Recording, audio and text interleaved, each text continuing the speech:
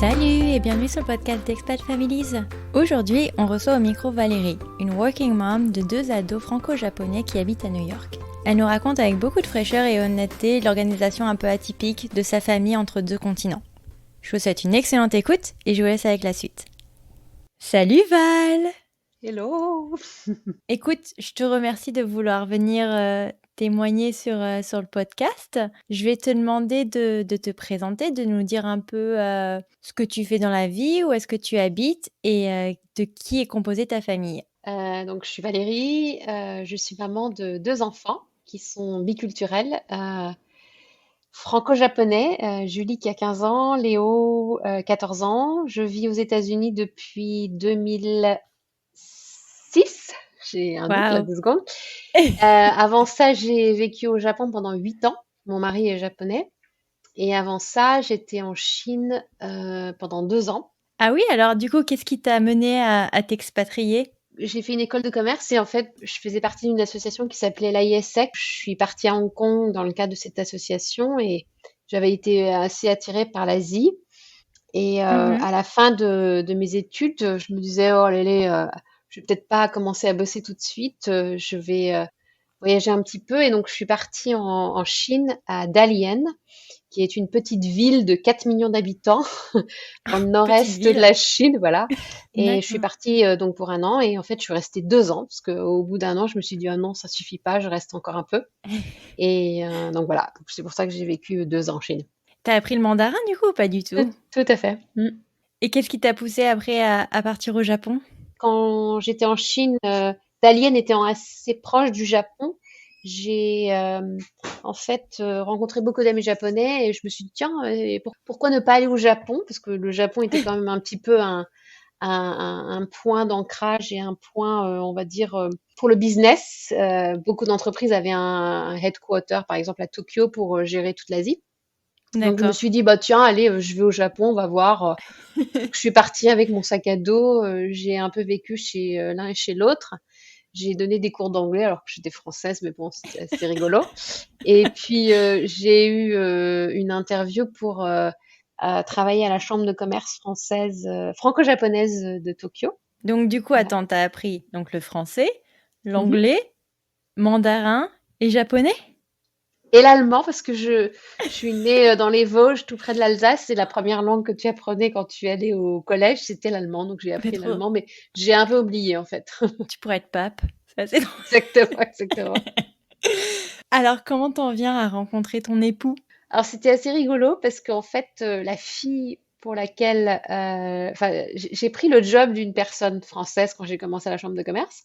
D'accord. Et en fait, c'était une amie de mon mari. Et quand Mhm. elle a fait sa farewell party, en japonais on dit sayonara party, Ah, elle nous a tous invités. Donc je l'ai rencontrée et puis on s'est pas vus pendant 1 ou 2 ans. Et puis on s'est retrouvés encore une deuxième fois quand Laurence, puisque c'était la personne que j'avais remplacée, a ouais, décidé de rentrer définitivement en France. Elle a refait une fête.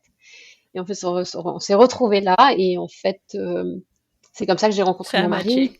Donc, il ne parlait Mm. pas français. Quand on s'est rencontrés, on parlait qu'en anglais. Puis un jour, on s'est dit, mais c'est complètement ridicule. Moi, je vivais au Japon, j'apprenais le japonais. Et puis, donc, on a décidé un peu de manière arbitraire de chacun parlait dans notre langue. Et puis finalement, lui a fait enfin, beaucoup de progrès en français et moi beaucoup de progrès en japonais. Et depuis ce jour-là, voilà, on pratique voilà, les 3 langues parce que même depuis qu'on est arrivé à New York, on parle aussi en anglais. Mais alors, attends, ça veut dire que tu parlais en japonais et te répondais en français? C'était un peu, ça dépendait des circonstances, mais ouais, on mélangeait beaucoup quoi. Qu'est-ce qui vous fait venir aux États-Unis alors? Mon mari était journaliste. Il travaillait pour un magazine enfin un journal, un quotidien qui s'appelle Nikkei, qui est l'équivalent du Wall Street Journal. Lui avait envie de voyager depuis longtemps parce que ses parents étaient diplomates, donc il a vécu à Washington D.C. Enfin, ils ont un peu voyagé quand même pas mal depuis Ouais. longtemps, et donc lui, il se projetait quand même beaucoup, on va dire, sur hors du Japon. Donc il avait demandé à plusieurs reprises, mais bon, il y avait des gens qui étaient prioritaires avant lui. Et Mm. puis il a utilisé ce qu'il appelle toujours la French excuse en disant mais ma femme veut voyager. Et puis donc un jour le truc est tombé en disant bah voilà, tu vas partir à New York. Et D'accord. donc moi, je travaillais pour Sopexa au Japon.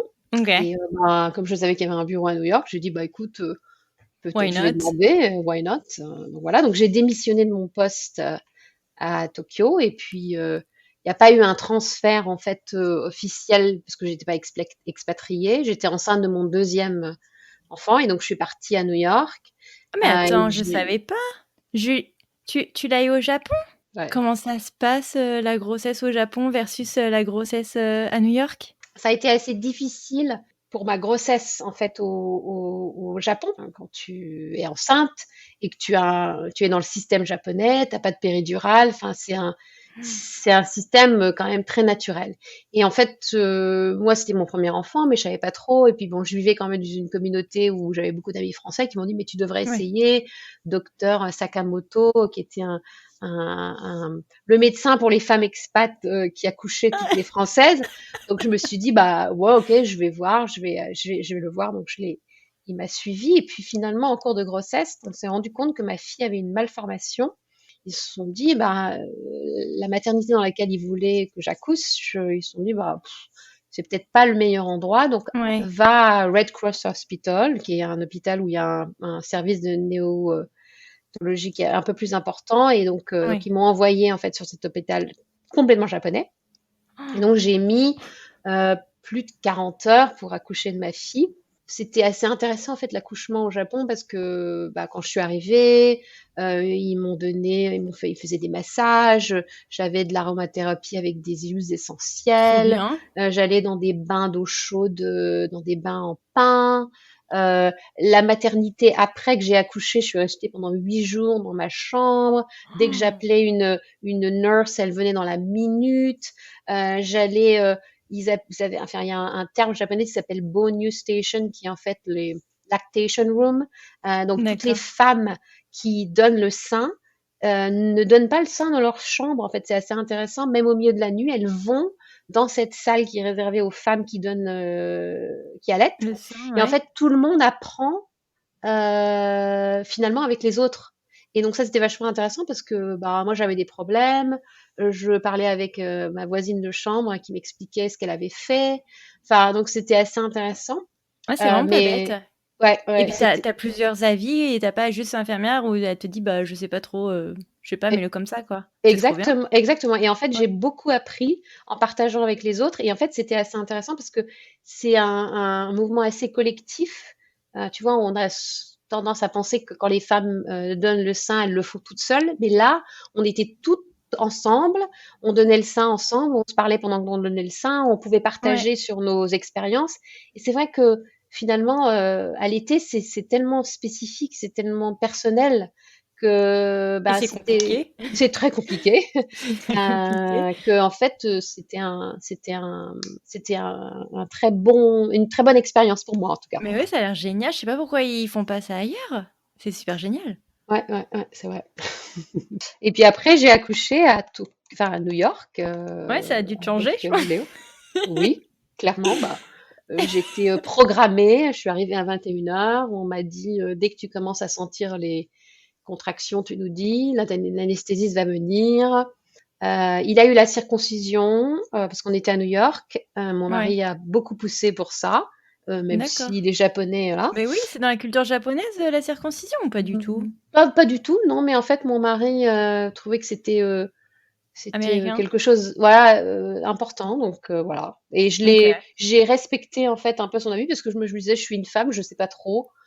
Donc c'était assez intéressant de voir l'expérience d'accoucher au Japon et l'expérience Bah d'accoucher à oui. New York, où effectivement au Japon j'ai été pris enfin, en charge pendant, on va dire, entre le moment de l'accouchement, le moment où je suis rentrée à la maternité et le moment où je suis sortie, il s'est quasiment passé 10 jours.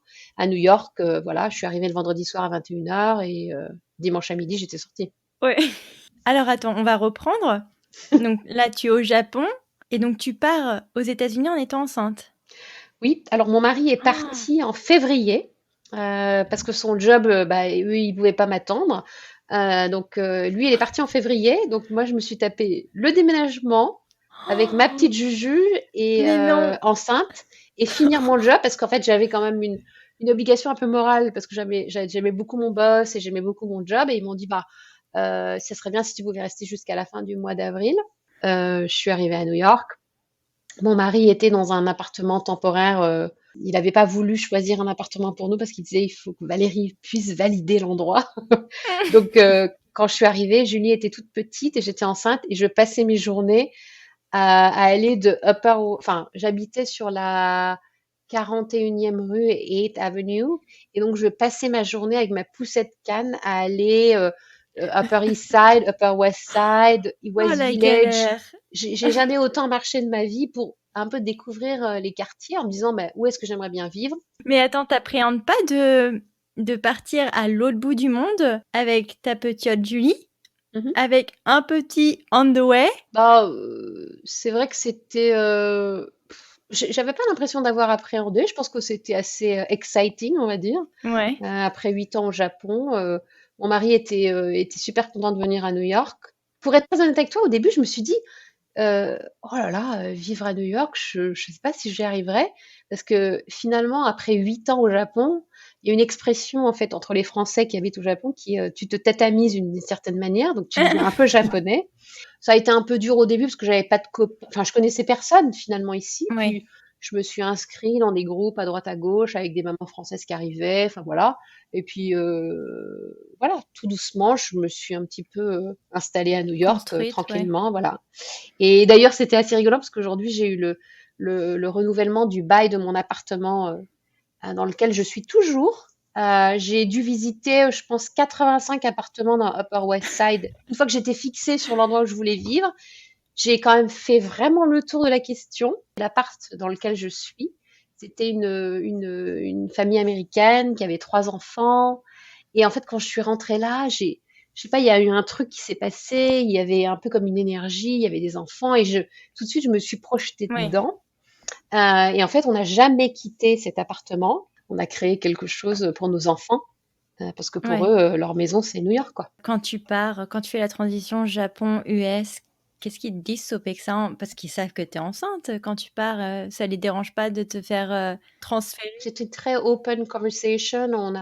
On s'est rencontrés. Moi, j'étais enceinte. J'avais aussi envie de prendre un petit peu de temps, donc j'ai dit bah j'ai pas envie de commencer à retravailler en étant enceinte. Laissez-moi déjà accoucher, puis en plus on verra. Et donc One ça a step été at a time, ouais. super, exactement. Donc ça a été super dans le sens où j'ai eu l'opportunité de prendre quasiment un an, pas tout à fait un an, mais histoire de m'installer, de se donner une deadline qui était, voilà, Léo avait 5 mois quand j'ai commencé à retravailler en fait.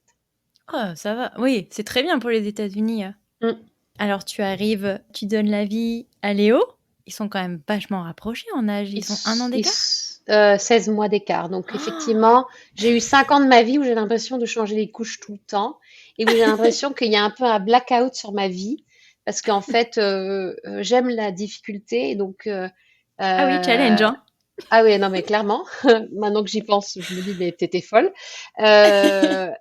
Donc les deux étaient extrêmement rapprochés. Je reprenais un nouveau job parce que finalement, même si j'étais dans la même boîte, travailler sur Sopexa aux États-Unis, c'est pas le même marché, c'est Ouais, pas les mêmes c'est pas les mêmes problématiques. équipes. Ouais, ouais, Voilà, ouais. voilà, tu vois, c'est complètement, t'as une culture d'entreprise différente, une culture du marché qui est différente. Donc ça a été compliqué. Après coup, j'en parle souvent, je pense que j'ai fait une dépression nerveuse sans m'en rendre compte. Parce que c'est vrai que ça a été, je pense, Mais les 3 ou 4 j'imagine. premières années de Mais, retravailler et tout ça, ça a mais je été sais pas comment difficile. t'as géré. Enfin, j'ai eu la chance en fait, j'ai pris le parti tout de suite de me dire, il faut que je trouve une nounou qui puisse m'aider. Donc, on a eu en fait 2 nounous, Clémentine et Thérèse, qui venaient toutes les deux de Côte d'Ivoire parce que j'avais envie que mes enfants D'une parlent français. française? Oui, alors, j'allais en venir. Quelle langue vous aviez décidé d'instaurer à la maison? Tu leur parlais en français, ils leur parlaient en japonais, et puis bah, le reste de New York se chargerait de leur parler en anglais? Bah, ça, c'est un peu le truc des bouquins qui te dit, Ouais, effectivement, il faut faire comme ça. On était parti sur des grandes théories de se monologue. dire, il faut que la maman parle dans sa propre langue, que le papa parle dans sa propre langue. Mais le papa, il a pas suivi. Ouais. Parce que Hajime parle bien français. Et puis, il a ce côté un peu il aime le Japon, mais en même temps, il n'aime pas le Japon, donc il a jamais vraiment parlé avec eux en japonais. D'accord. Donc c'est pour ça que je disais qu'on est vraiment une famille où on parle les 3 langues parce que finalement, on a, on va dire, plus parlé l'anglais et le français, et puis le japonais venait en troisième position. Est-ce que tu as noté quand même des différences culturelles en éduquant tes deux enfants entre à la japonaise et à la française? Oh oui, oui, oui, beaucoup. Bah, je pense qu'en fait, ce qui est assez intéressant dans mon couple, c'est que mon mari est japonais, mais en même temps extrêmement, on va dire, ouvert d'esprit. Oui. Parce que c'est vrai que, bon, je pense qu'il y a plein de gens peut-être qui écoutent le podcast qui ont lu Amélie Nothomb et qui se disent, oh là là, les Japonais, machin, machin, machin, machin. Je pense que Jimmy est quand même très ouvert d'esprit, mais il a quand même toujours travaillé pour des entreprises japonaises. Et Mm. les entreprises japonaises, ça veut dire, ben, t'as pas d'heure. Lui, il était Oui. journaliste, il avait, enfin, tu vois, il faisait, en japonais, on dit omawari, il allait la nuit, interviewer des gens, parce que tu sais, c'est des quotidiens, ça sort tous les jours, donc il faut qu'il soit là, genre jusqu'à minuit le soir pour vérifier ses articles avant que ça sorte. Mm. Donc, on n'avait pas de vie. Honnêtement, quand Julie est née, ça a été un peu compliqué. Et d'ailleurs, ce qui était assez intéressant au Japon, parce que j'en ai pas parlé, c'est qu'en fait, au Japon, t'as pas ce système de nounou comme tu peux trouver en France, aux États-Unis.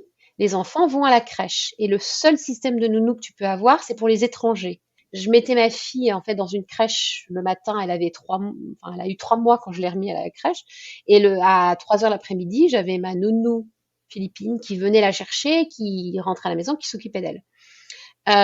Et honnêtement, je pouvais pas compter sur mon mari. Il y avait pas d'équilibre. Enfin, en gros, lui, il faisait sa vie, il faisait son truc, il se levait à midi. Enfin, tu vois, c'était complètement désorganisé. Mais c'est vrai qu'au début, c'était pas simple. C'était beaucoup sur moi, quoi. C'était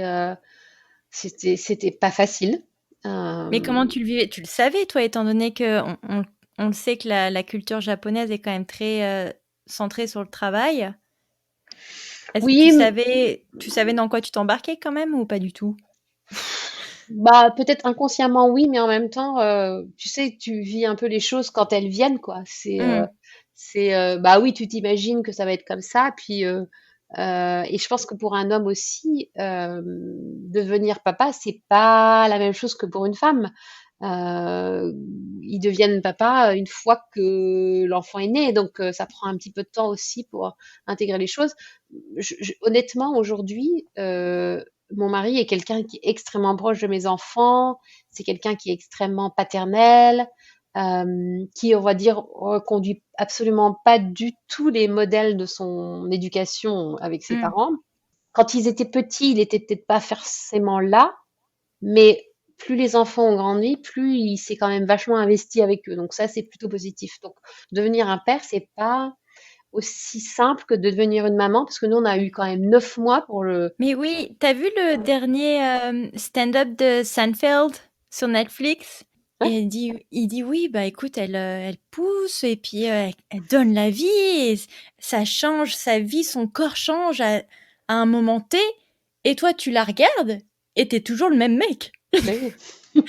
Et il l'explique super bien et c'est exactement ça. Le type reste le pauvre type qui est assis sur son tabouret à voir sa femme en train de donner la vie, quoi. Donc, Je pense que c'est ça assez traumatisant pour un homme, hein, ah honnêtement. j'imagine, Mm, j'ima mm. ouais, je pense que c'est aussi traumatisant pour une nana donc bon. Je veux dire, on va pas non plus tout défendre. Oui, exactement. Donc tu penses que le l'absence au début était quand même quelque chose de culturel qui t'a le plus frappé? En fait, on est un couple extrêmement indépendant. On a toujours eu une vie. On a toujours vachement respecté en fait nos styles de vie.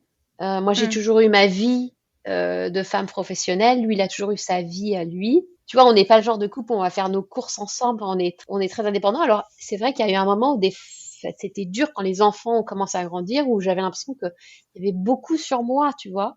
Oui, Mais on en a beaucoup parlé. On a fait aussi des family therapy, soyons honnêtes. Il y a des ouais, choses que ouais, tu peux ouais. pas régler en couple, et ben c'est vachement important de demander de l'aide externe. Mais alors qu'est-ce que tu conseillerais quand même à parce que je pense que ça arrive à énormément de nanas, et on en parle maintenant, c'est le concept clé du 21e siècle qui s'appelle la charge mentale. Ouais. Bah, la charge mentale est énorme. Moi, je le vis encore aujourd'hui, tu vois. Enfin, Ouais, la charge mentale, c'est une vraie réalité. ouais, C'est dur, mais en fait, ce qui est assez intéressant, c'est que je pense qu'en fait, il faut pas avoir peur d'en parler et il faut surtout pas avoir peur de demander de l'aide extérieure. Parce que ben, mon mari, il a changé de carrière, il voyage quasiment, enfin, il n'est pas là 3 semaines, 4 semaines par mois. Enfin, c'est beaucoup. Enfin, ouais. voilà. Il faisait un changement de carrière tellement énorme qu'on s'est dit, bah, restons sur nos bases ici à New York et voyons comment les choses évoluent. Mais sur le papier, ça a l'air super sympa, mais c'est vrai que dans la vie, moi, avec mon job, c'était pas toujours simple. Et je pense que c'est important de pas avoir peur de demander de l'aide, quoi. Ouais. Je pense qu'on a, à un certain moment aussi, un peu divisé, on va dire, les responsabilités dans la famille. Hajime est quelqu'un qui est extrêmement impliqué, par exemple, dans l'éducation. Et en fait, à un moment, tu vois, j'ai un peu lâché le mou sur de me dire, OK, quelle école on va? Enfin, on est à New York, on habite dans Manhattan, les high school process, c'est compliqué, dans quelle école on va aller? Enfin, je l'ai un peu laissé sur ce truc et je lui ai donné un peu tu vois, OK, ça c'est ton Ouais, truc, ouais. c'est toi qui gères. Donc en fait, on a un peu réparti les choses sur ça. Et puis, ce qui était assez intéressant aussi, c'est que comme il fait beaucoup d'allers-retours entre le Japon et les États-Unis, il a un peu sous-loué une chambre chez ses parents. Sa famille lui a mis un peu des barrières en disant, bah, ok, tu vis chez nous, t'as ta vie, c'est très bien, mais en même temps, t'es pas là pour mettre tes pieds sous la table et attendre qu'on te fasse à manger. Tu dois participer à la vie Ouais. collective, de mettre tes trucs dans le dishwasher ou tu vois, de participer. Et en fait, ce qui est assez intéressant, c'est que je crois que ça l'a un peu réveillé sur la vie de famille en se disant, bah ouais, finalement, quand je suis à New York, Valérie, elle fait quand même un peu tout, la bouffe, les courses, machin, machin. Et donc, en fait, on a eu une conversation très sérieuse sur le fait que, bah, moi, je pouvais pas tout faire. Parce que j'avais Ouais, aussi besoin, moi, à un moment, d'avoir un moment pour moi, quoi. ouais, Où j'avais pas à me soucier de qu'est-ce qu'on allait manger ce soir ou que, tu vois, que les devoirs ouais. étaient faits. Enfin, je veux dire, moi, j'ai Faut une que je vie prenne le où, rendez-vous chez le pédiatre, chez le oh là dentiste, le là, machin. oui, ou tout le bazar, voilà, voilà, voilà. Ouais, Et donc, je ouais. pense qu'en fait, ça l'a vachement Wake up call. wake Ouais, up il a call, eu un wake exactement, en se up disant, call. bah, ah ouais, ah yes, I can get that, yes, yes. Mhm. Alors, tu nous parlais que tu l'avais mis en charge de la responsabilité de trouver des high school pour les enfants. Est-ce que tu peux nous expliquer rapidement, parce que, par exemple, je ne comprends rien, à comment ça fonctionne le système éducatif aux États-Unis? Donc, tu as le pre-K Ouais, qui démarre à 5 ans? alors attends, pre-K. Alors moi j'ai C'est la pas mis, maternelle. ouais, en fait, alors moi j'ai mis mes enfants en pre-K dans une private pre-K dans mon Hmm, immeuble. Il y d'accord. avait T'as donc tout dans ils ton ont, immeuble, hein? ah non mais c'était la folie. Il y avait voilà machin, la folie. La Donc crèche, la la crèche, le maternelle. pre-K, voilà. Après je les ai mis dans le système américain en elementary school où ils sont allés donc dans un programme bilingue. Donc en fait à l'époque, donc c'est Julie qui a été, enfin qui a commencé ça. Donc j'avais fait cette école n'est pas dans ma zone Hmm, directe. Donc, j'aurais dû la mettre dans une école qui était plus près de chez moi. Mais il y avait un système de loterie à l'époque. Donc, j'avais fait tous les papiers. Et donc, on a eu une place. Donc, c'était top. Et une fois que tu as un siblings qui est là, Léo a pu rentrer. Et ensuite, en middle school, il y a eu deux passages complètement différents. Léo est allé dans une middle school qui est genre à 2 blocs de chez nous, qui est une middle school américaine extrêmement progressive qui dépend de Fordham University. Pas du tout bilingue français, mais par contre, il a appris le latin. Ils ont des cours de latin de dingue. Et en plus, Léo parle en français, il a été, tu vois, top top parce que lui, il y avait plein de ouais. trucs, c'était très intuitif. Et Julie, elle est allée dans une middle school spécialisée dans la danse, parce que Julie a toujours dansé depuis toute petite. Et donc, elle a été prise dans ce programme qui était à Union Square. Donc, les deux en middle school n'ont pas eu le programme bilingue. Et donc, pour Julie, on a fait les applications pour les high school. Et en fait, le programme des high school à New York est extrêmement compliqué. Il y a 80 000 enfants chaque Ça a l'air année. tellement compétitif. Ouais, c'est extrêmement compétitif. Mais en même Et temps, les gamins, ils ont quand même 13 ans, c'est quand même, enfin, 13 ouais, ou ouais, 14. C'est quand même beaucoup de pression pour un c'est pauvre petit qui a 13, 14 ans, c'est quoi. extrêmement de pression, beaucoup, beaucoup de pression. Mais en fait, ils sont en train de vraiment changer le système à New York pour arriver, enfin, en fait, changer ce système où tu as un peu une émergence des super écoles private school où tout le monde veut aller. Oui. Donc, tu entends parler de Beacon. Après, tu as toutes les specialized high school dans lesquelles tu ne rentres que si tu as fait 635 sur les tests, ils appellent ça le Shazat, Oui, qui passe specialty, à la fin voilà, du mid-school. Ouais. voilà, c'est ça. Et puis après, tu as les autres écoles sur lesquelles tu fais un ranking. Tu es censé choisir 12 écoles dans lesquelles tu fais un ranking. Et en fait, tu es un peu dans un algorithme à la Facebook, comme je dis toujours. C'est qu'en fait, tu fais un ranking des écoles que tu aimes. Et puis les Mhm. écoles, donc tu déposes des dossiers, les écoles font la même chose de ton côté. Ensuite, il y a un matching informatique qui se passe. Et effectivement, si tu m'aides un peu dans le truc, désolé, j'ai dit un gros mot, dans le truc au départ, ben ça marche pas. Et donc pour ma fille Julie, ça a été compliqué parce qu'en fait, on n'a pas bien géré. Moi, j'avais pas bien géré. Ajimé n'a pas compris aussi. Je pense qu'on a mis des écoles dans le top de la liste qui n'étaient pas des écoles atteignables. Je pense qu'il faut être complètement réaliste sur le fait qu'il faut que tu mettes des écoles qui soient. Mais t'entends quoi par atteignable? Ah bah, il y a des critères en fait. Il faut que tu regardes. Tu as un catalogue de la Redoute, honnêtement. Mais Hein. t'es sérieuse? Mais Non, je quels te jure. sont, genre, les critères? Oh, des millions de critères. C'est lourd. Il faut que tu ailles Si elle a visiter pas fait les de sport, si écoles. elle a mâché. Oh non, Ah, c'est ok, même des pas trucs ça, comme ça. c'est même pas ça, c'est même pas ça, c'est même pas ça. C'est quelle est ta moyenne sur l'année? Enfin, tu vois, tes tests, tes state test results. Enfin, il y a beaucoup de choses. Il y a certaines écoles qui te demandent d'écrire des essais. Il y a certaines écoles qui te demandent de Oui. fournir des portfolios. Enfin, en gros, on Ils ont quand dit même 13, 14 ans, les petits, hein. exactement. Et on Enfin, dit, on dit, quand tu as réussi à faire le high school process à New York, tu peux faire ton college application finger in the nose. Donc ma fille, pour le coup, bah, on n'a pas réussi à avoir ce qu'on voulait, donc elle est partie dans le privé, programme complètement franco-américain. En fait, elle d'accord. rentre au lycée français à la rentrée, donc c'est un peu un Ok. sacrifice que nous on a fait. Et Léo, lui, pour le coup, a réussi parce que donc ils ont un an d'écart, donc on a Oui. refait le high school et on a beaucoup Bah, t'étais briefée, là. exactement, on a appris de nos erreurs. Et Léo, lui, rentre à la Guardia High School en D'accord. Theater Tech, qui est un programme pour tout ce qui est toute la technologie autour des Broadway shows. Enfin, c'est quelqu'un Léo est très créatif, mais en même temps extrêmement curieux. Enfin, tu vois, qui veut apprendre énormément de choses. Il veut être Mhm. docteur. Enfin, bon, bref, ouais.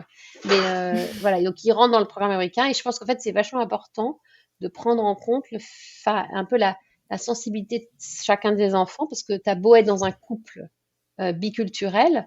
Julie, par exemple, elle est elle est beaucoup plus française que Léo peut l'être.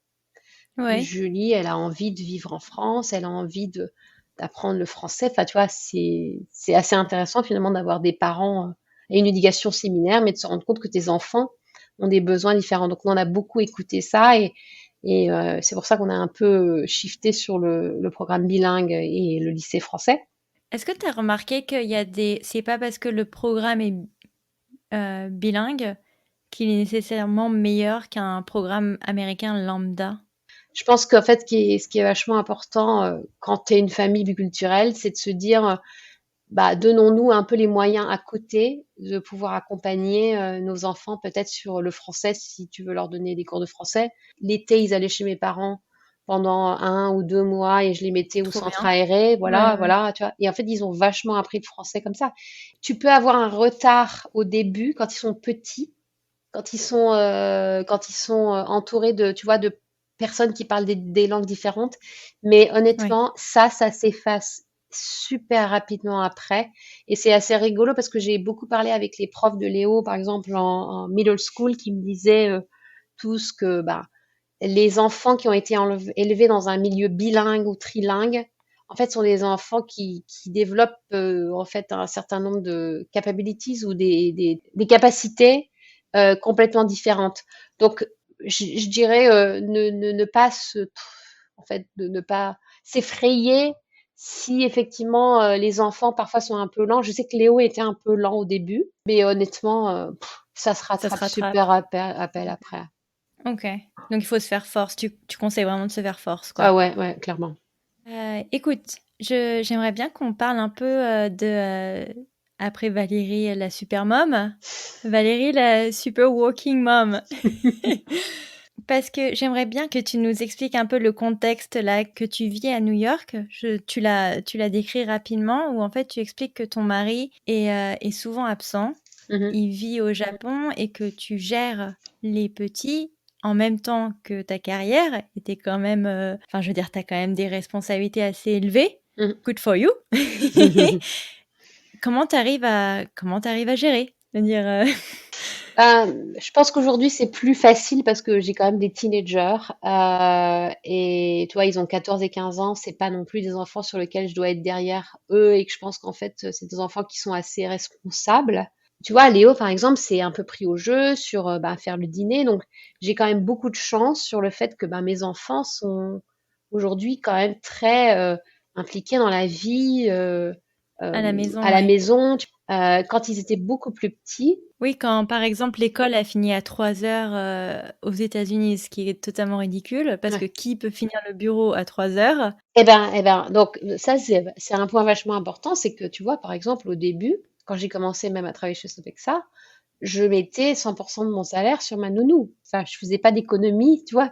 Enfin, pour moi, quelque part, j'aurais pu ne pas travailler, mais j'ai pris le parti pris de me dire, ok, bah c'est pas grave, je bosse. Je vais être très honnête, hein, ça n'a pas toujours été facile, hein. Il y avait des moments, où je me disais, mais qu'est-ce que je fais? Enfin voilà. Donc j'ai pris Oui. beaucoup sur moi. Quelque part, j'ai un peu sacrifié parce que j'avais envie de travailler, j'avais envie de continuer ma carrière, j'avais envie de d'avancer, de faire des choses nouvelles, et ça a pris du temps, quoi.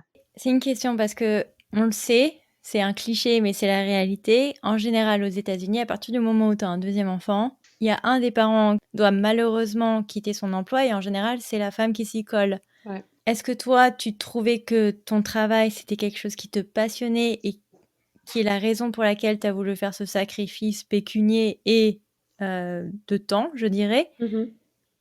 Comment tu as voulu... Enfin, Bah, quel a été ton choix à te dire, bon, bah, je préfère continuer de travailler plutôt que, bah, je préfère en fait utiliser mon argent pour autre chose. ça a été un peu une priorité, on va dire, personnelle, de me dire, tu vois, mes parents, c'est des entrepreneurs, j'ai toujours vu mes parents travailler. Tu vois, j'avais un peu ce côté de me dire, je me vois pas ne pas bosser, quoi. Mhm. Et je pense que j'ai quand même eu la chance, même si parfois c'était un peu compliqué, d'avoir un mari qui a toujours été un peu derrière moi, dans le sens où il me disait, bah, tu fais ce que tu as envie, quoi. Tu vois, il a Oui. jamais été là à me dire, bah non, tu bosses pas parce qu'il faut que tu t'occupes des enfants. Je pense que je manque des trucs à côté parce que je passe beaucoup de temps effectivement entre mon job et ma famille, mais en même temps, je me suis donné un peu des rules et tu sais, j'ai beaucoup travaillé sur moi-même parce que j'ai toujours été quelqu'un qui donnait énormément, énormément, énormément, mais à un moment, je me suis dit, il faut aussi que je trouve un peu un équilibre. Et par exemple, maintenant que mes enfants sont un peu plus grands, tu vois, j'aurais tendance à me dire, bah, ils peuvent dîner tout seuls, ils peuvent se débrouiller. Bah non, j'essaye d'être là pour 19 heures, pour qu'on puisse dîner ensemble, qu'on ait au moins ce moment dans la journée où on se dit, bon, on a au moins 1 heure ensemble. Et Mhm. je reprends après mes emails plus tard. Et tu vois, j'essaye d'organiser un peu ma vie comme ça. Et c'est vrai que ça n'a pas toujours été super balance dans le sens où je crois que j'ai quand même un peu investi beaucoup de temps pour mon job et peut-être un peu moins sur ma famille. Mais c'est vrai que c'est un peu un choix. Je crois que c'est un peu you feel in your guts. Oui. C'est un peu un choix personnel de se dire, bah ok, qu'est-ce que je veux faire? Est-ce que je suis prête à faire ce sacrifice? Toi, moi personnellement, je me disais quand ma fille avait 3 mois, je me disais, elle avait juste envie de manger, qu'on lui change la couche et qu'on fasse des choses comme ça. Je me disais, quelle est ma valeur ajoutée finalement sur ça? Certes, Mm. le côté maternel est important quand tu donnes le sein et tout ça, mais tu vois, j'ai jamais eu ce sentiment de me dire, oh là là, elle a tellement besoin de moi maintenant là. Et je me disais, elle aura besoin de moi plus tard. Et en fait, j'ai recommencé, tu vois, quand Julie avait 3 mois, j'ai commencé à rebosser. Quand Léo avait 5 mois, j'ai commencé à bosser. Et je me disais, je pensais beaucoup plus, tu vois, à me dire, quand ils seront plus grands, tu vois, t'as besoin d'engager des conversations, t'as besoin de parler plus. Oui, Et j'ai toujours pensé, j'ai toujours été un peu convaincue. Et ce qui n'était pas le cas, par exemple, de plein de mes copines, hein, qui me disaient, oh non, non, mais moi, je prends 1 an, 2 ans d'année, ça, tu vois, je vais pas bosser, je vais m'occuper de mon nouveau-né. Et moi, je me disais, mais je comprends pas parce que moi, pour moi, ce sera après. Et quelque part, ben, aujourd'hui, j'essaye, tu vois, d'organiser ma vie pour passer un peu plus de temps avec eux, mais c'est un choix perso, tu vois. Je crois que c'est un peu oui, difficile de donner des conseils à chacun parce que je crois qu'en fait, on a chacun un peu une c'est manière de subjectif, voir. C'est ouais. un peu subjectif. Et je crois faut le faire en fonction de ce qu'on ressent, en fait. Ouais. Mm. Et comment tu penses que eux le sentent, le fait que tu travailles beaucoup, que leur père est à l'autre bout du monde? Comment tu penses que eux le perçoivent? Bah, en fait, je pense qu'ils sont très contents et ils sont quand même assez fiers. Parce que, tu vois, j'ai souvent des conversations avec eux où ils me demandent, mais qu'est-ce que tu fais? Et puis, quelque part, ils se disent, Mmh, ah ouais, attends, c'est top, maman, elle fait ça. Enfin, tu vois, elle est ouais. impliquée. Et puis, en même temps, moi, je suis un peu une maman poule. Enfin, tu vois, enfin, je fais super attention à mes enfants. Je veux m'assurer qu'ils mangent quand même des légumes verts. Tu vois, quelque part, je suis, tu vois, un peu le freak out mom.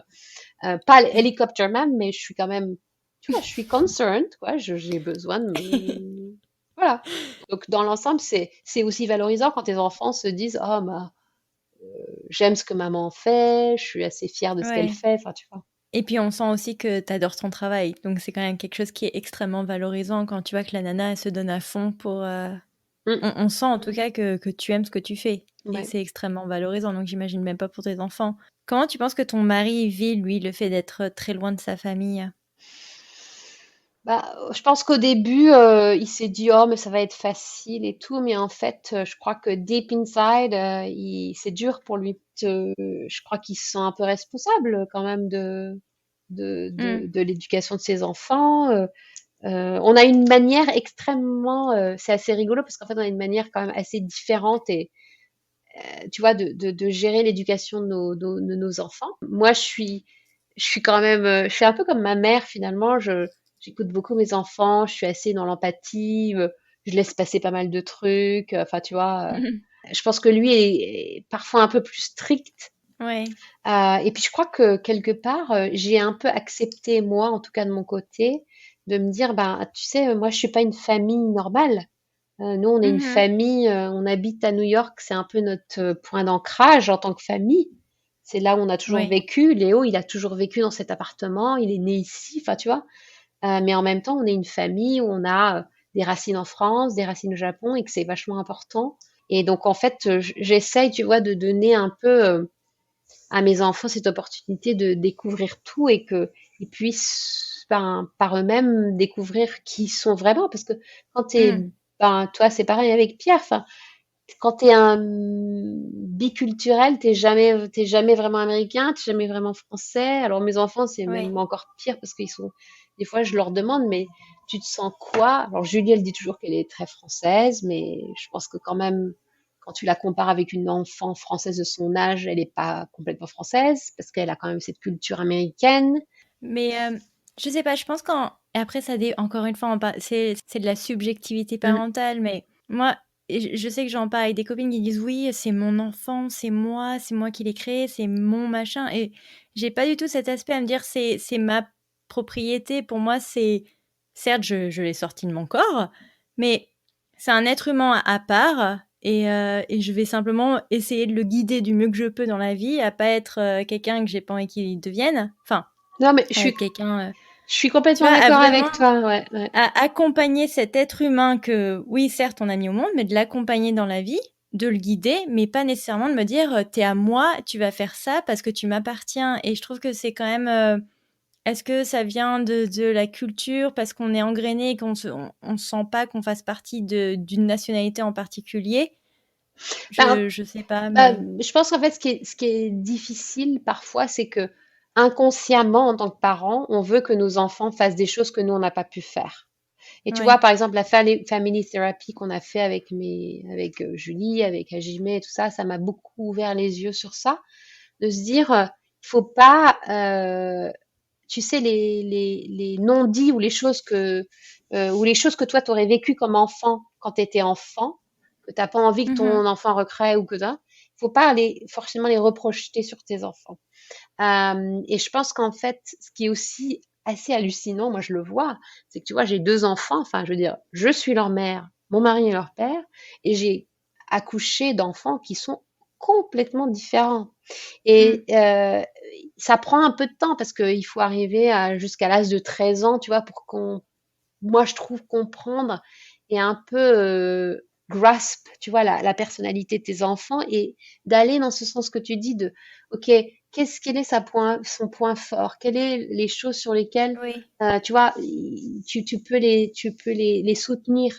Parce que finalement, on le sait, on a des millions d'exemples autour de nous, de familles où les parents décident pour les enfants, mais finalement, il arrive un moment, les enfants, quand ils sont dans un petit âge, ils vont continuer, ils vont faire sous l'autorité parentale ce que tu leur demandes de faire, mais arrive un moment, ils vont dire non mais attends, lâche-moi les baskets, c'est pas ça que je veux faire. Oui.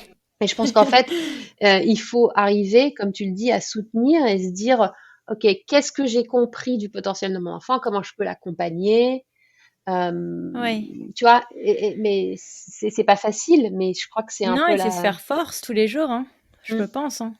Quel conseil tu aurais à donner à des parents comme toi qui adorent leur métier et qui doivent gérer leurs enfants ou alors à quelqu'un qui doit suivre son conjointe alors qu'ils n'ont pas envie de mettre de côté leur carrière? C'est pas simple parce que bah, parfois il y a des carrières qui sont pas transférables. Ce qui est vachement important pour une maman qui serait amenée à voyager ou à s'installer sur un pays dans lequel elle est pas forcément, enfin elle est un peu obligée de venir parce que son mari est expatrié, c'est de se dire bah déjà n'aggravons pas la situation en se disant oh là là non mais attends moi j'avais pas voulu venir ici, je vais pas m'en Oui, sortir. Tu vois, quand je suis arrivée à New York ici, bah finalement j'ai un peu connecté à droite à gauche avec des mamans qui travaillaient, d'autres qui travaillaient pas, bah de se donner un peu la chance de découvrir un petit peu qui sont les gens avec qui on peut connecter et puis peut-être se créer un projet soi-même. Il n'y a pas besoin de se dire oh, je vais créer une entreprise qui va être listée en bourse. Enfin, tu vois, oui, ça peut être un projet qui permet de continuer à s'occuper de son enfant et puis ben, de quelque part fulfill un peu un besoin on va dire personnel je comprends hein, c'est difficile parfois on a l'impression de perdre un peu la reconnaissance parce que finalement tout est axé autour du papa qui a le job et qui est l'expat. mm, Mais je pense que chaque femme a on va dire un savoir-faire ou une compétence qu'elle peut mettre au service d'une association ou d'une boîte, même en freelance. Enfin, moi, tu vois, j'en ai connu plein, hein, des mamans qui étaient comme ça. Et euh, enfin, mm. je pense que ça dépend aussi un peu de la personnalité. Si tu as vraiment la niaque de dire, moi, je veux devenir, je sais pas, patronne d'une boîte, bon, bah, voilà, bah, Mm. c'est là. Après, il y en a peut-être d'autres qui ont pas cette ambition-là, mais en même temps, il n'y a pas de jugement, quoi. Chacun doit faire ce qu'il ressent qui est bien pour lui, quoi. Peut-être parler à son conjointe si vraiment il y a si Ouais, tu te sens qu'il y a un problème, que tu te sens vachement isolé à vivre à Pétaouche, bien ouais. sûr, mais j'en ai connu plein des exemples de couples où ça n'a pas fonctionné. Enfin, ne nous voilons pas la face. Je veux dire, Ouais. c'est parfois compliqué. Mais en même temps, il y a aussi beaucoup d'exemples dans lesquels on a vu que je pense qu'il y a toujours un moyen bah, de se trouver une Une passion, une vocation, ouais. vocation à côté, quoi. Et Ouais, ouais. honnêtement, alors on n'a pas parlé de l'argent, mais je pense que l'argent est toujours un peu au milieu de la conversation parce que parfois ils disent ouais, mais moi j'ai pas les moyens de. Mais en même temps, tu vois, quand j'ai commencé à bosser, je te dis, moi je mettais 100% de mon salaire sur la nounou. J'ai Mm. été pendant plusieurs années où, tu vois, quelque part, c'était un peu un investissement. bah, après, il faut un peu gérer sa finance personnelle et se dire, bah, Ouais. ok, est-ce que j'ai envie d'investir un peu sur ça? Qu'est-ce qu'on peut te souhaiter pour l'avenir en dehors de adieu Covid? Maintenant que tu as réussi le high school process, Oh oui, 2 fois. 2 fois. Euh, Bah, en fait, un truc qui me, tu vois, deep inside of me, c'est que je me dis toujours, ok, là, ils sont en high school, je continue à travailler jusqu'à ce que, tu vois, ils sont en high school. Et puis, Ouais. une fois qu'ils iront au collège, j'aimerais peut-être, tu vois, avoir mon propre projet d'entreprise et de faire un truc, peut-être un truc à moi, tu vois. J'aime beaucoup, tu vois, en dehors du boulot et de ma vie de maman. Je fais du yoga, je cours, je nage, j'aime beaucoup le wellness. Et d'ailleurs, Ouais. c'est un truc dont on n'a Mhm. pas vraiment parlé, mais tu vois, en 2012, j'ai dit, il faut que je fasse, I take care of myself. Quand on est maman, qu'on bosse, qu'on a un truc, il arrive un moment où, tu vois, on se met toujours de côté, on se dit, non, mais attends, d'abord, c'est mes enfants, c'est la famille, machin, le boulot. Mhm. Mais il y a un moment, il faut faire attention à soi. Et tu vois, j'aimerais bien aussi développer un projet sur le. Alors, ça fait un peu cliché parce que j'ai l'impression qu'il y a des millions de projets sur le well-being et sur le truc. Mais en même temps, c'est important tu vois, Ouais. de prendre du Ouais, temps ouais, pour ouais. s'occuper de soi. Mais oui, alors, parce que je pense que ça va être une parfaite question pour clôturer la conversation, c'est comment tu arrives à trouver du temps pour aller faire un triathlon, pour aller faire un marathon, pour aller faire du yoga? Mais c'est pas Com- comment je trouve le temps, c'est moi qui me l'impose. D'accord. C'est un très très bon conseil. Parce que tu pourras toujours trouver une excuse de dire j'ai pas d'argent donc je fais pas d'enfant, je fais pas de sport parce que j'ai pas de temps, mais en même temps, tu vois là ce soir, je suis allée courir 30 minutes et j'avais pas envie d'y aller et je me suis dit non mais vas-y parce que je sais que quand tu reviendras, tu seras bien et il faut se donner un petit coup de pied au derrière et de se dire ok, si tu as vraiment Ouais. envie de faire des choses, tu vois, j'ai fait des sacrifices, hein, je suis partie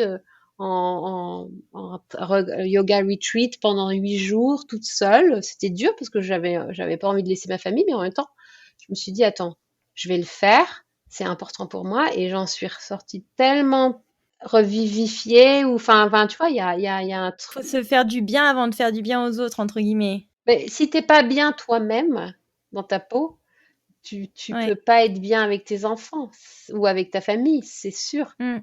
Bah, écoute, je te remercie énormément pour ton témoignage. Je le trouve frais et inspirant. Et j'espère vraiment que ça va pouvoir aider beaucoup de familles qui, enfin, je dirais plus pour déculpabiliser des familles qui se disent mince, on n'a pas le portrait de la famille lambda qui vit sous le même foyer et de dire que chacun a son équation et qu'elle fonctionne pas nécessairement pour tout le monde, mais elle fonctionne Exact, pour des familles. exact. Je crois que c'est un point vachement important, c'est qu'en fait, c'est vrai qu'on est dans une société où ben les social media sont forts et que tu regardes toujours ce que les autres font. Mais je pense que ce qui est important, c'est d'accepter sa différence et de quelque part se dire ce que je fais, je suis persuadée que ce que je fais, ben finalement c'est bien et que je me sens bien dans mes baskets et Mhm. d'accepter de peut-être pas faire comme tout le monde quoi. Mais c'est pas Ouais. facile, hein. Je pense que la pression sociale est forte, mais en même temps, moi je crois beaucoup, tu vois, dans l'histoire des chakras et on parle du guts. Je Oui. pense que c'est vachement important de faire les choses comme on les ressent. Mhm. Et c'est ça qui te fait avancer en fait. Follow your gut. Mais ça fonctionne pas comme expression en français. On dit, ouais, bah suis ton On dit suis instinct, ton ouais, instinct, mais ouais. pas ton intestin. Attends, c'est exactement. C'est étonnant. Non, non, bah écoute, vraiment, je te remercie et puis je te souhaite une excellente fin de journée. Ouais, toi aussi. Voilà pour cet épisode, j'espère qu'il vous a plu et puis je vous dis à la semaine prochaine pour un prochain épisode. Ciao!